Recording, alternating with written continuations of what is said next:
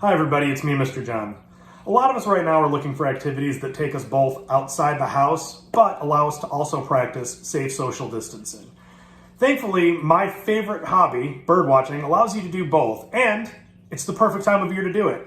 But a lot of you might be confused as to what to bring, so I'm going to give you my top 5 items to bring on your first birdwatching trip. Number one is binoculars. Now, you don't have to go out and buy the most expensive binoculars. Mine are actually quite inexpensive. Any binoculars you have around the house are perfect. And if you don't have binoculars, don't feel like you have to go buy some. But they do get you closer to the birds. They do help you identify species at a longer distance. So if you do have them, bring them. And don't feel like you have to spend a lot, because there are great binoculars at every price point, and you can find them on Amazon and all over. You can find great deals. So if you're looking for binoculars, don't feel like you have to spend a lot. And if you have binoculars, don't spend anything, just bring those. So binoculars is my number 1 item. Number 2, perhaps even more important than binoculars, is some paper and a pencil. When I'm out in the field, a lot of times I will see a bird that I can't identify immediately, and so I like to write down everything I notice about the bird. Size, color, location, what it sounds like, where I found it. This is really important later for identification, and it sounds silly, but a little piece of paper and a pencil and the ability to write down some quick notes are really important when you're birdwatching, because you don't have to worry about being able to identify it right on the spot or of being afraid to miss something. You should be there to enjoy watching the birds, so you write down your notes and you're good to go. Number 3 is important, and it is a bag. This is my birdwatching bag. I take this everywhere I go. I always have it in my car, and it has all of my equipment in it. And it's important for a couple of reasons. One, I like to have my hands free so I can use my binoculars to look for birds. But also, anything you bring into a natural area, you should bring out of the natural area. So you shouldn't be leaving any garbage behind. You shouldn't be leaving any of your things behind.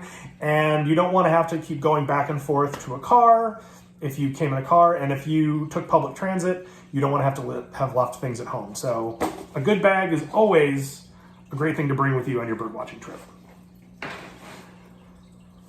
Number 4 is actually a 2-parter. So when you're out in the field, it can get hot and you're going to be walking around, you're going to be really active. So it's important to bring a bottle of water to stay hydrated.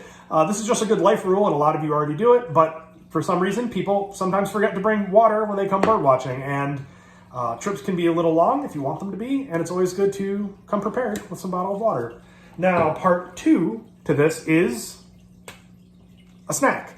An apple is one example, but I like to bring natural snacks that come in their own wrapper, because chips and other packaged goods can have really loud wrappers, and those can disturb the birds, and it could disturb other bird watchers if you're tearing open a bag.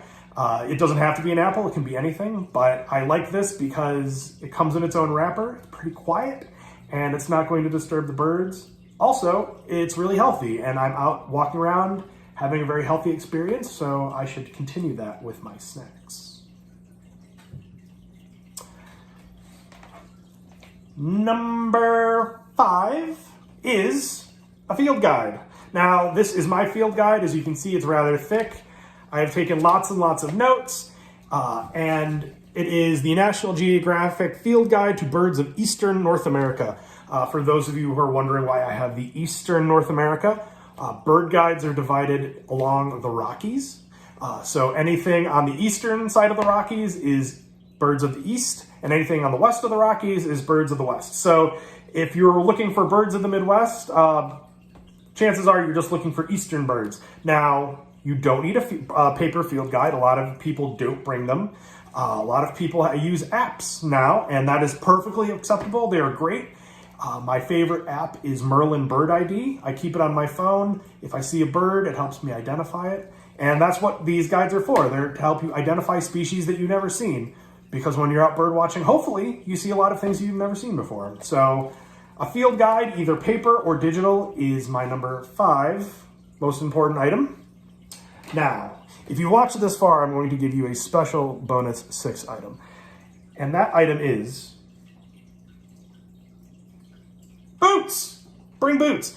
Bring boots because it is spring in Illinois and it is muddy and it can get gross out and birds are often in muddy, gross places and you don't want to ruin your shoes. There's no better way to ruin a good trip than to ruin your shoes. So I always keep a pair of just cheap boots in my trunk where I can slip them on when I go to my location, watch the birds get muddy, take them off, throw them back in my trunk, and put my nice shoes on, and I don't ruin my shoes.